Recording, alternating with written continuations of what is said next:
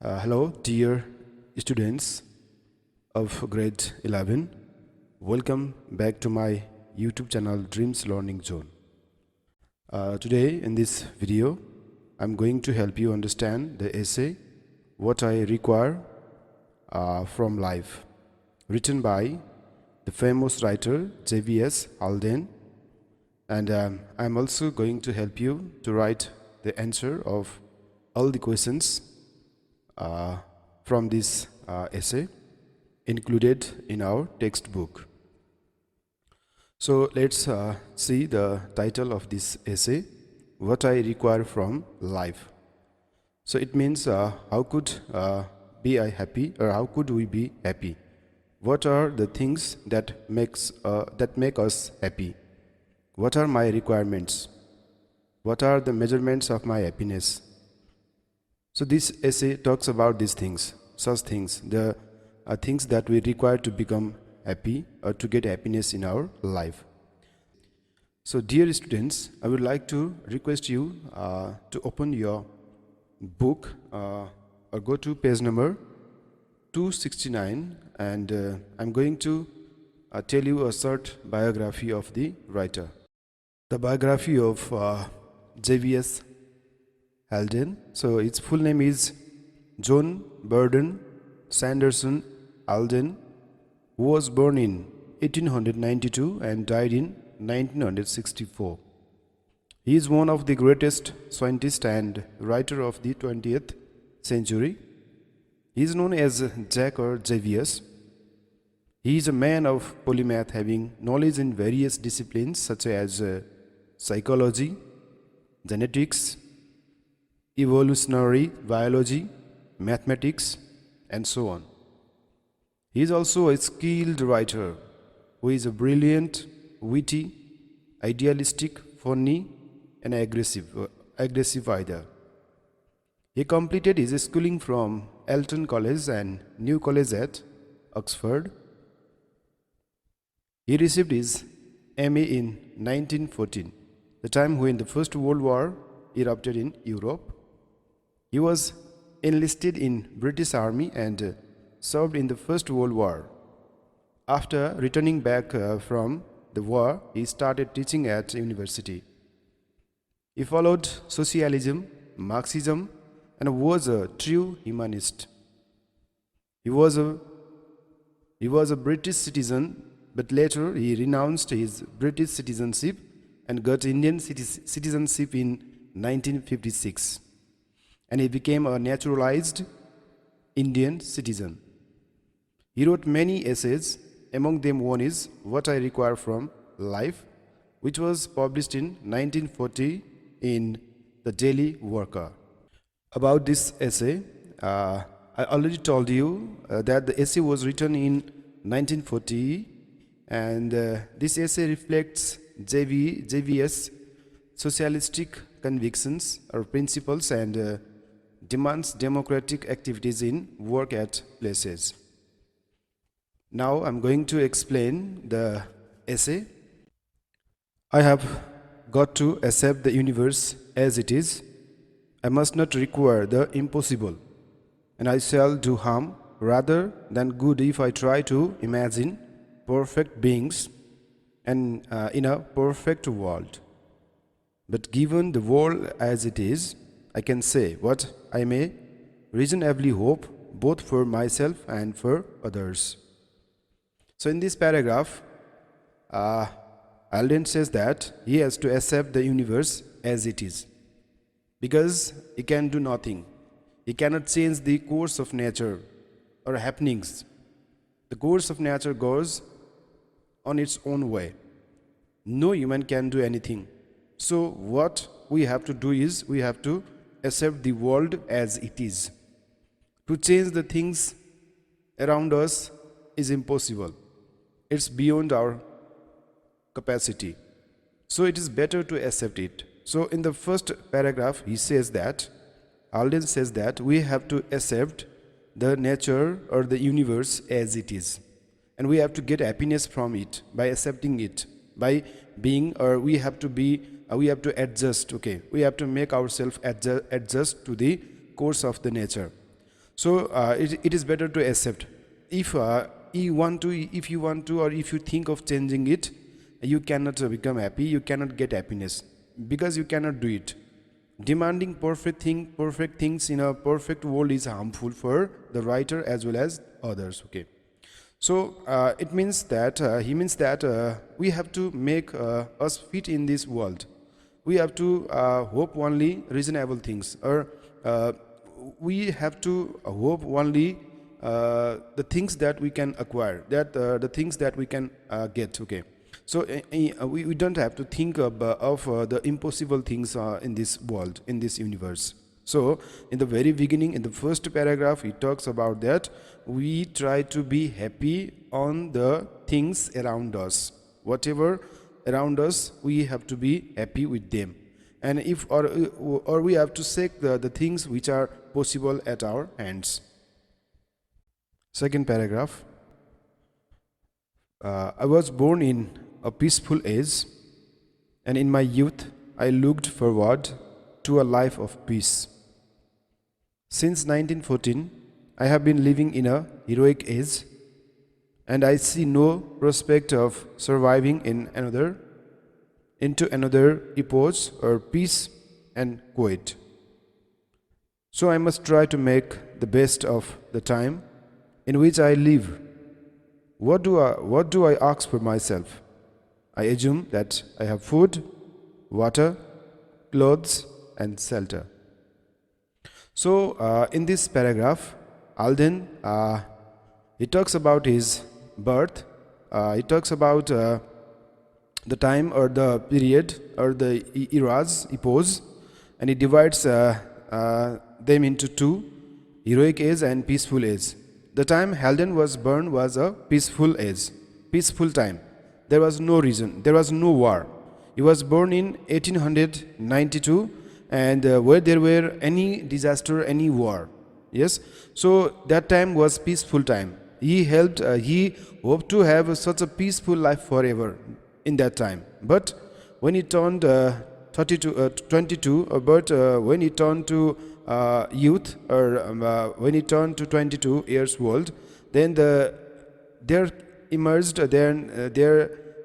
erupted the First World War. Okay, so 1914 is the beginning of the First World War, and this peaceful age it turned into a heroic age. Okay, so it turned into heroic age where there were bloodshed, deaths, damages, destructions. Okay, so because of the First World War.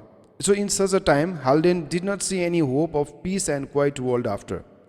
So he tried to make his life best by accepting the age, by accepting the heroic age, or the condition or the situation of that time. So he thought of making an optimum utilization of his life, because he had no hope of surviving in that era, in that period, because he might have been killed in war. Okay, so for that he asked for himself what else he needed. If he had food, clothes, and shelter, so what are the basic needs of him? However, he had food, clothes, and shelter. Third paragraph. First, work and a decent wage for my work. Aristotle defined happiness not as a sum of pleasures, but as unimpeded activity. I want work which is hard but interesting, work of which I can see the fruits. I am exceptionally lucky because I can choose my own work to a large extent. If I want a respite from science, I can go and be a war correspondent, or write children's stories, or make political speeches. So now in this paragraph he talks about one of the four general human needs, that is work. Beside these basic things such as food, water, clothes, shelter, he needed work. So first basic need is work. First general need is work. Alden says that the first need is work and decent wage from the work. Okay, not only work, that work should pay him decent wage, handsome salary, handsome amount of salary, or satisfactory salary, satisfactory wage from that work. And work gives us happiness if we choose to work what we desire. And the work means the work of his interest, work of his desire. So he doesn't like to do any work that is imposed to him. So he likes to choose his own work. So freedom of choice in his work. So choice in his work. Okay, the work gives us happiness. Okay, so the one thing that we get happiness in our life is from our work or what we do. If we choose to work what we desire, as Aristotle said, the great Greek philosopher, he said that happiness is not only the sum of pleasure. It is that unimpeded activity also. Okay, so unimpeded activity means there should be continuous work, uninterrupted work. So it gives us happiness. If we have a work of our own choice, then it gives us happiness. Okay, the work we do must be according to our interest, or we don't feel it hard, even though it is hard. If we are doing the work of our own choice, even though it is hard work, it is complicated, we don't feel it hard and complicated because it is our interest. We don't feel it hard, and even though it is hard, if it gives us what we want, okay, if it is giving us the fruit or the things we need, then we enjoy it. Okay, so it also gives us happiness. Okay, the work also gives us happiness. Okay, so Alden is lucky because he had choices. Okay, he had choices in his work. So there should be choices. If I am not satisfied with doing what I am doing, so I can change my job, I can change my work. In the same way, Alden also had choices in his work. If he was not happy with his scientific works, scientific research, so he could be work correspondent. He can work as work correspondent, or he can also work as a writer, or he can deliver, he can prepare political speeches. So he has a freedom of choices in his work. So he can choose any work that gives him. Fourth paragraph. So I enjoy a good deal of my second requirement, freedom. In fact, vastly more than most people. But I want still more, particularly more freedom of speech. I should like to say and write what I think about Lord Blank's newspapers, Mr. Das pills, and Sir John Asterisk's beer, all of which are poisonous. The law of libel prevents me from doing so.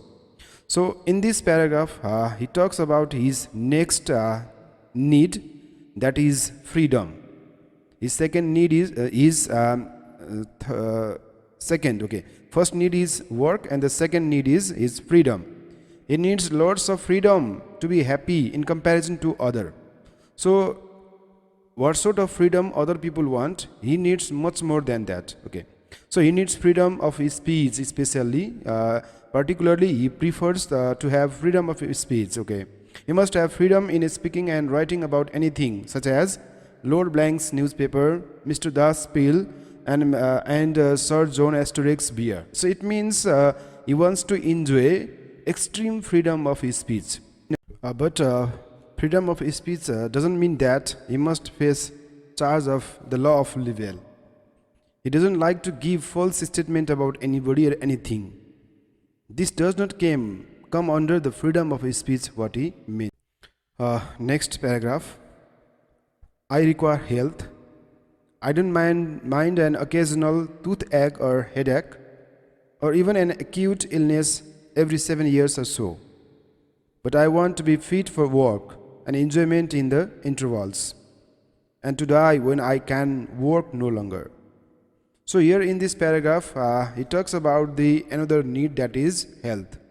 But health does not mean that he has any pain or any illness. It's okay if he has some sort of little toothache, headache, or even he has some acute illness or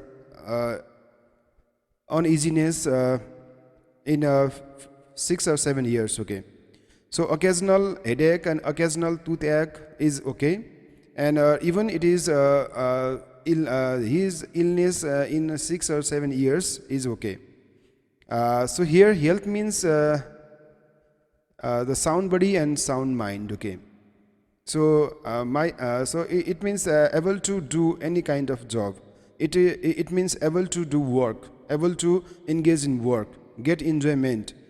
So if he is weak or if he is diseased, he cannot work, he cannot earn money, he cannot enjoy his work, and he becomes unhappy. So for happiness, so our body, our health become must be happy, must be healthy.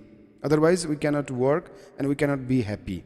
So we cannot earn money. So it is impossible to earn money if your health is bad, okay. So otherwise if he is not able to do any kind of work, any sort of work, so it is good, or it is good to die. So he prefers to die if he is unable to work because of his poor health condition. Next paragraph. I require friendship. Particularly, I require the friendship of my colleagues and comrades in scientific and political work. I want the society of equals who will criticize me and whom I can criticize. I cannot be friends with a person whose orders I have to obey without criticism, before or after, or with one who has to obey my orders in a similar way. And I find friendship with people much richer or poorer than myself very difficult. So in this paragraph he talks about the another requirement, that is his friendship, okay.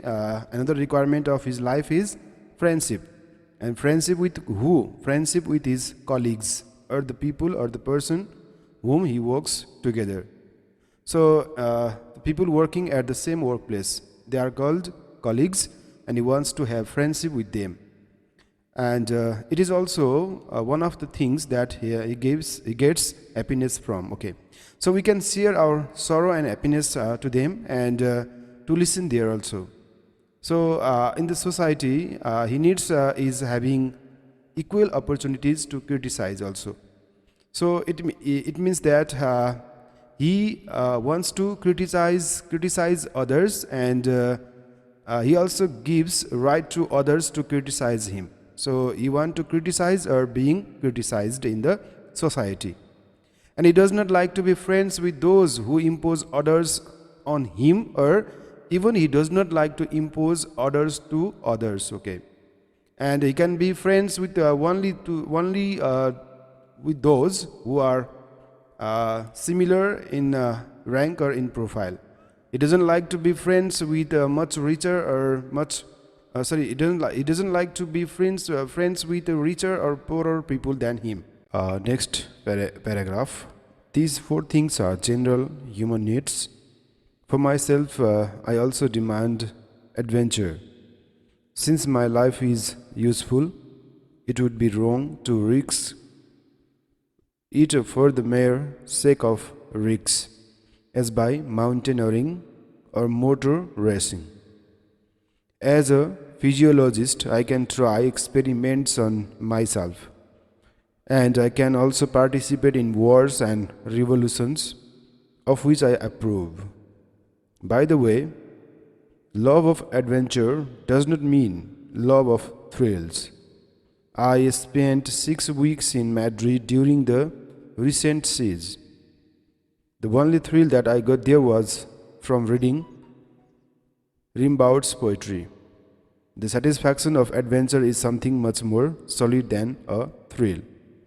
So here in this paragraph, what he says, what the writer Halden says is, according to him, work, freedom, health and friendship are the 4 general human needs. Beside these, he demands adventure. He also needs adventure to get freedom, to get happiness in his life. There must be adventurous moments in one's life. Otherwise, it would not be interesting. So, without adventures, without adventurous experiences, we cannot enjoy our life. Okay. So adventure means for general people to take risks doing risky things such as mountaineering or motor racing. But for the writer, he doesn't want such risks because he loves his life. For him, adventure means participating in war or in revolutions. Okay, and he spent 6 weeks in Madrid during recent blockade, and he had thrilling experiences by reading poetry of Rimbaud's French poet. By reading his poems, he got thrilling experiences.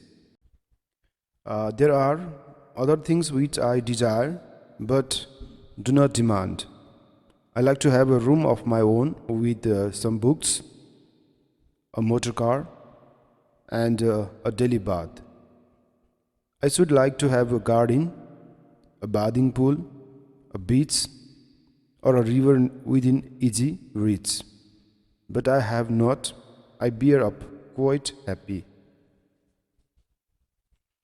I am exceptionally lucky person because I get a good deal of what I want and can work actively for the rest.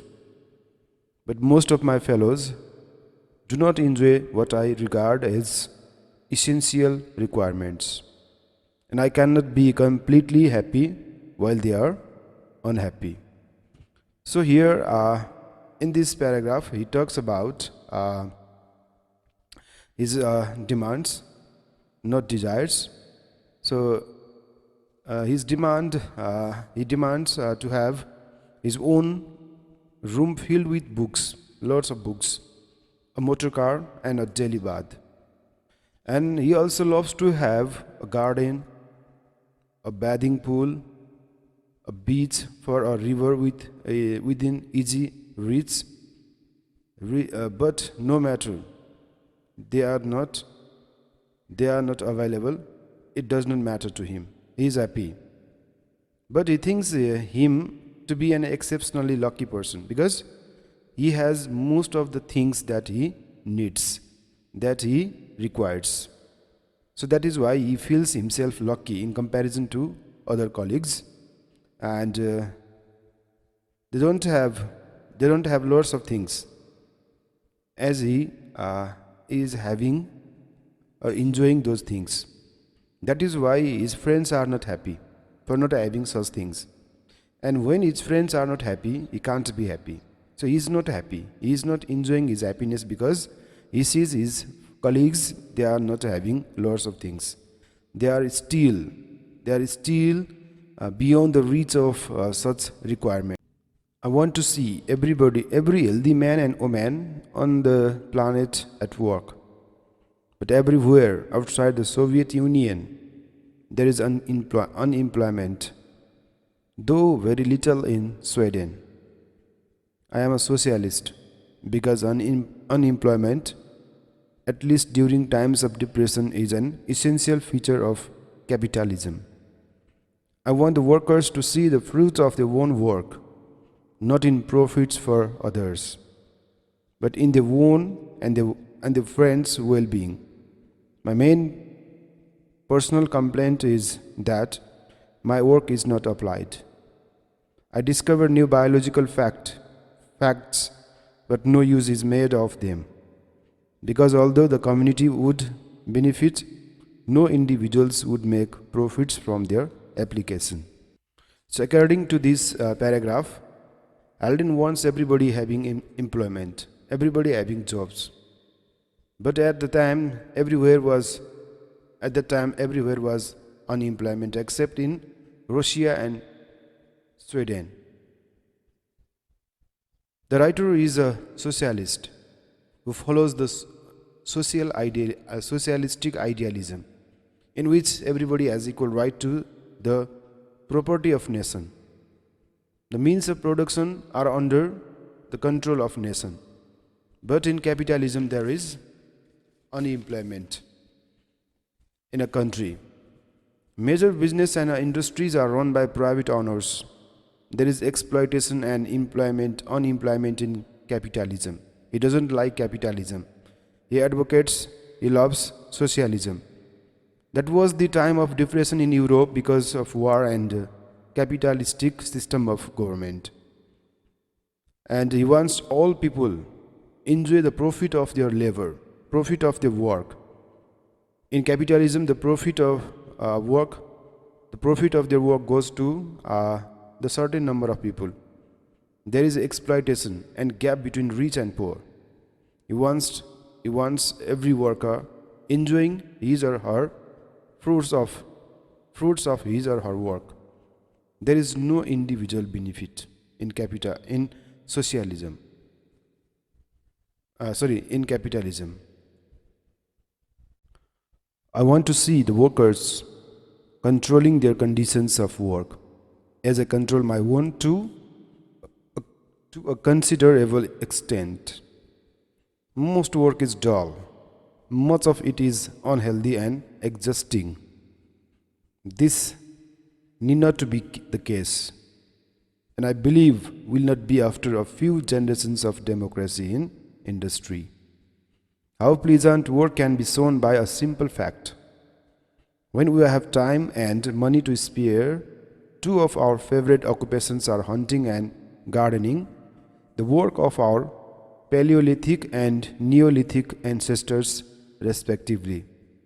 I am a socialist because I want industry to be controlled by the workers. Freedom should begin in the workshop.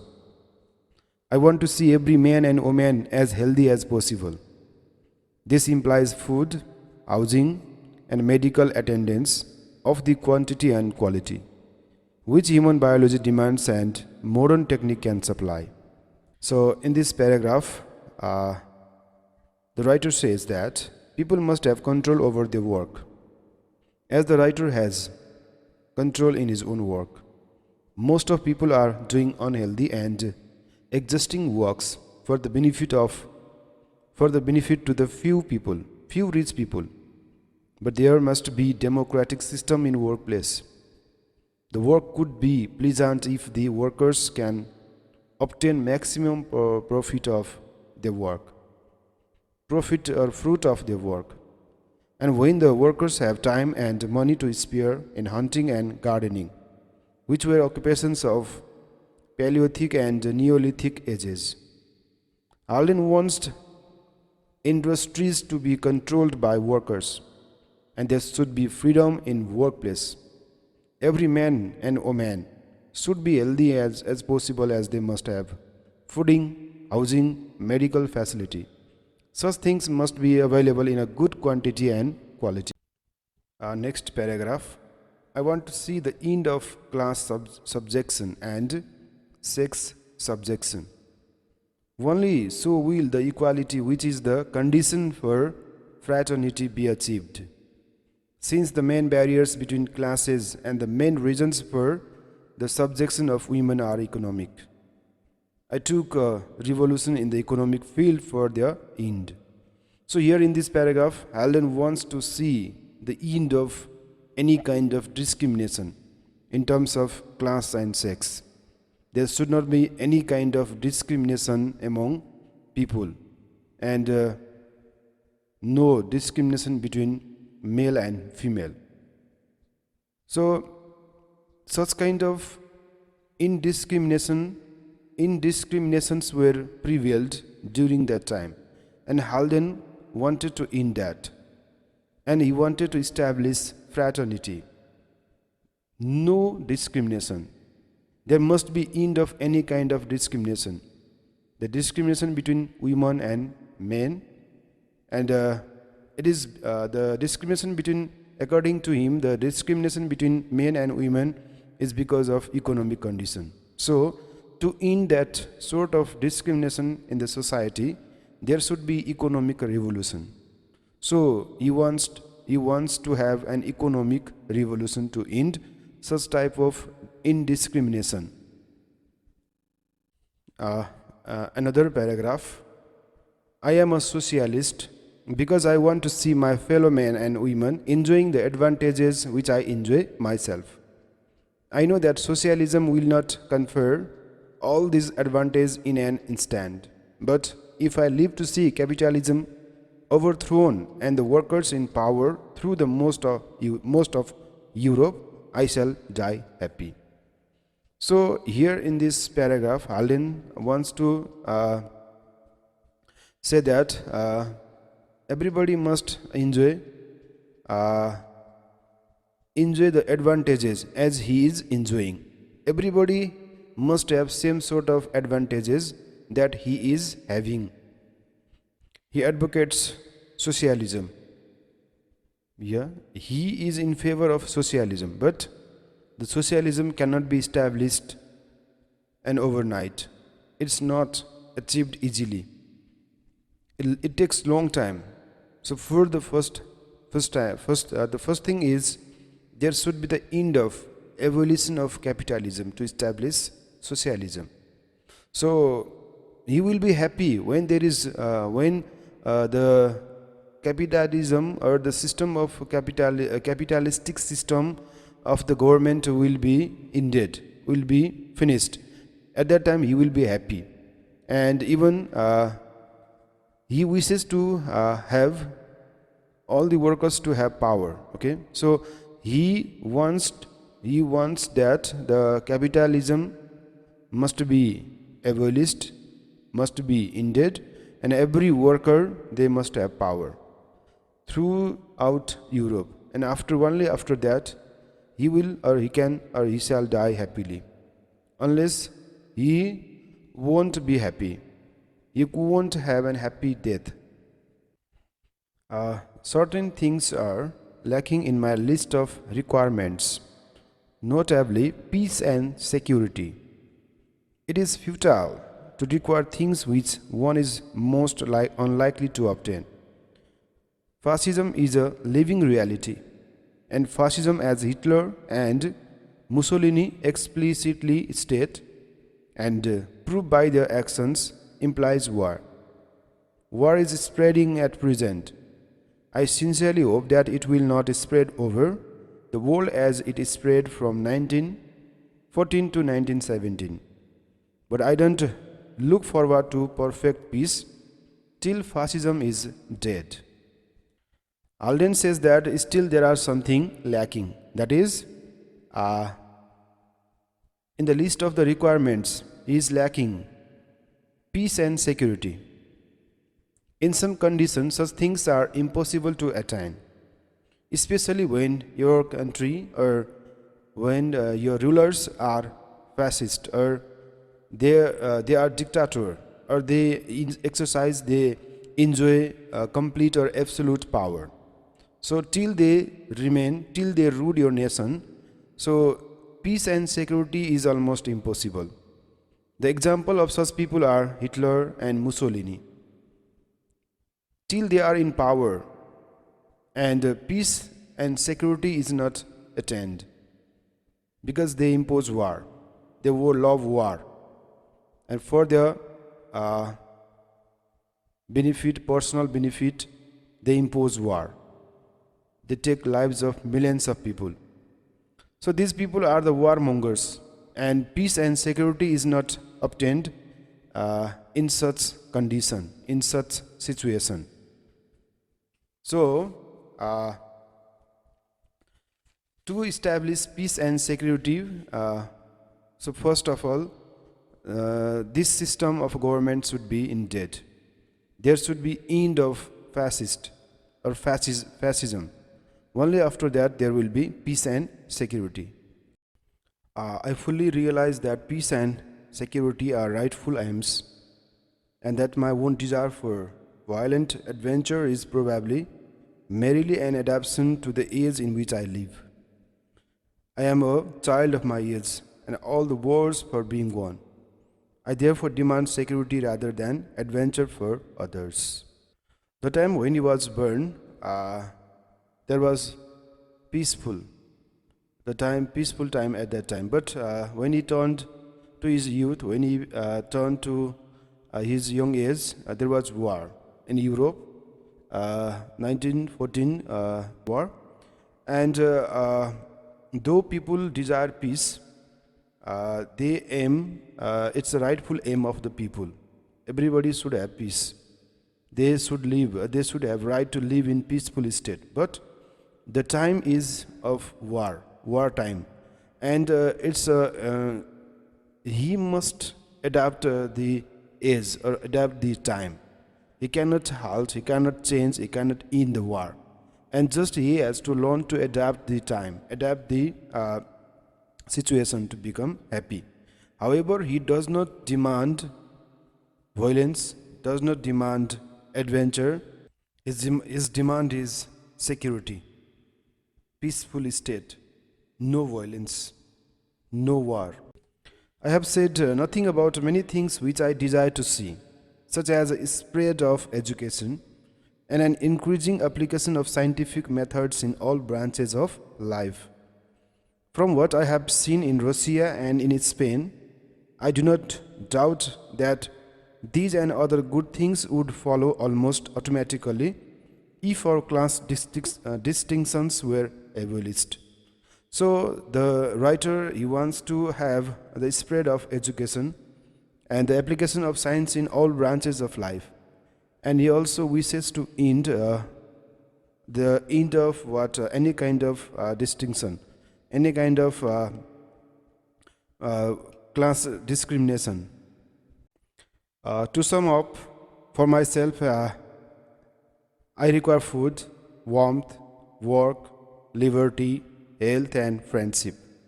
For the society in which I live, I require socialism. So what he says is individual people, they want food, warmth, work, liberty, health and friendship. But as a whole, in general, there should be socialism. The system of government is socialism. The society needs socialism. Only after that, the worker, everybody will have equal right. Everybody will enjoy his or her work. There will be equal share of property. There is freedom, there is prosperity, development of nation. Everything is possible when there is the system of socialism. After abolishing the system of capitalism. Supplementary to my requirements of life are my requirements of death. Of all men whose deaths are recorded, I consider that Socrates was the most inviolable. He died for his convictions, when he could easily have survived by betraying them. He died at the age of about 70, still in full possession of his faculties, but having completed all the work which he could reasonably hope to do. And he died laughing. His last words were a joke. He also likes to bring changes in the society. He wants to establish socialism. And he wants to die a happy death.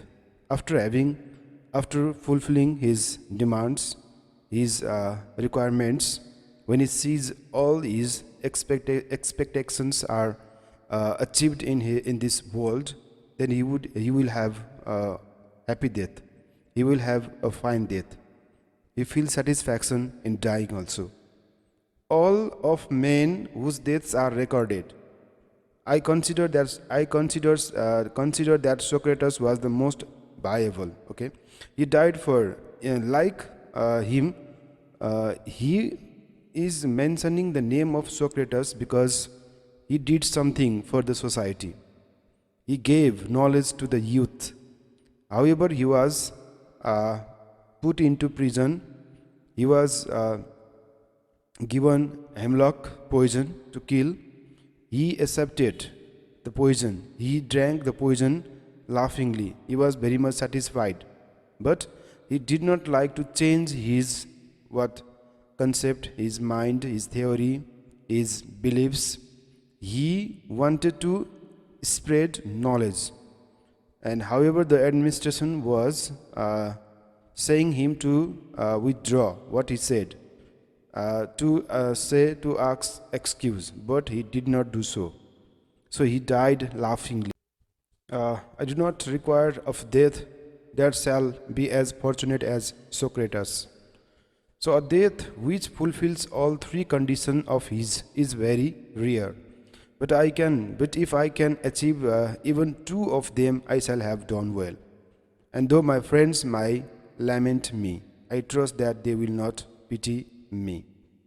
So, in this way, it talks about the requirements, basic needs, demands, desires of human being to be happy. And overall, he is advocating, is talking about the establishment of socialism in the society. The system of ruling must be socialism. There should be end of capitalism, fascism, and only after that, only after the people, they will get happiness, they will get freedom, they will get anything they want. They can have a happy life. Only after the end of such fascist